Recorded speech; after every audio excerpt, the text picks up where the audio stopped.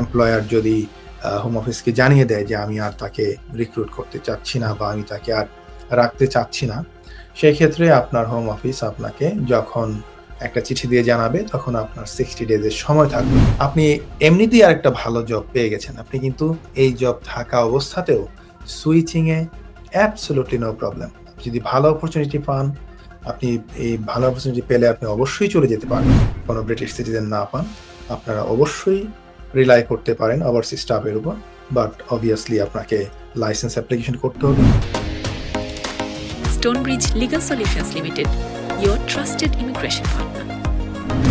অনেক সময় এই পর্বের পরে এই ধাপটা পার হওয়ার পর অনেকেই আসেন এই দেশে। আসার পর ১ বছর কাজ করলেন। এটা জেনুইনই হয়তো, জি, হ্যাঁ? জেনুইন কোনো একটা শেফ ওয়ার্ক পারমিট একটা নিয়ে তিনি আসলেন।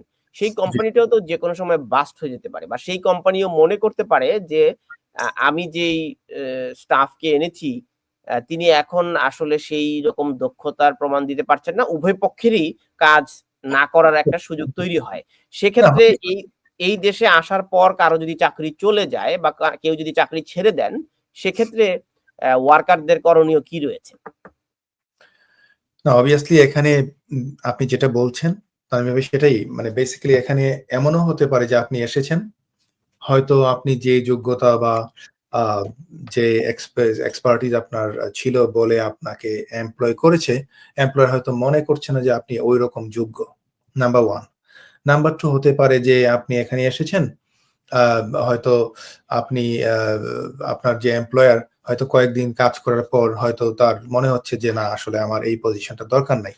তো তখন সেই ক্ষেত্রে যেটা হয় সাধারণত আপনার আ এমপ্লয়ার যদি হোম অফিসকে জানিয়ে দেয় যে আমি আর তাকে রিক্রুট করতে চাচ্ছি না বা আমি তাকে আর রাখতে চাচ্ছি না, সেক্ষেত্রে আপনার হোম অফিস আপনাকে যখন একটা চিঠি দিয়ে জানাবে তখন আপনার 60 ডেজ এর সময় থাকবে। ২ মাসের সময় থাকবে আপনি অন্য কোনো একটা এমপ্লয়ার খুঁজে পাওয়ার জন্য। সো আপনি যখন অন্য কোনো একটা এমপ্লয়ারকে খুঁজে পাবেন, আপনি কিন্তু সুইচ করে অন্য কোনো যেকোনো এমপ্লয়ার কাছে চলে যেতে পারবেন। ওই লেটারের জন্য অ্যাকচুয়ালি ওয়েট করারও প্রয়োজন নাই। আপনি at any stage, at any time যখনই আপনি ভালো একটা আ জব পাবেন বা ভালো সেলারি পাবেন, আপনি সে সময় চলে যেতে পারেন।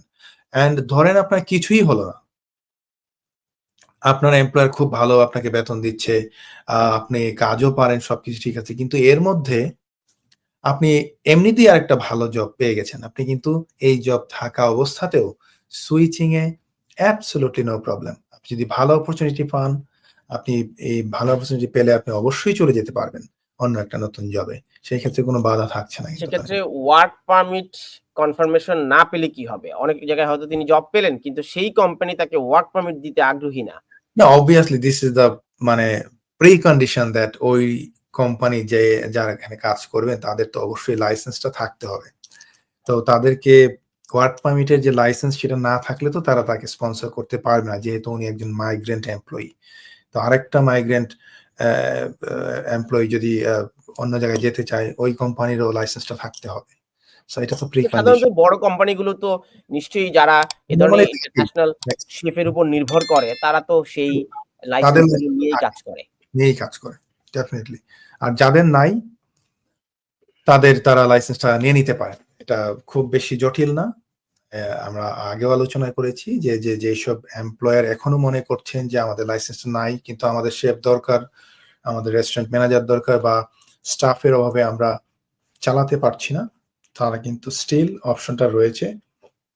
যদি আপনারা এই দেশ থেকে কোনো সেটেল পারসন না পান, কোনো ব্রিটিশ সিটিজেন না পান, আপনারা অবশ্যই রিলাই করতে পারেন ওভারসিজ স্টাফের উপর। বাট অবভিয়াসলি আপনাকে লাইসেন্স অ্যাপ্লিকেশন করতে হবে। লাইসেন্স পাওয়ার পর তখন আপনি রিক্রুট করতে পারবেন।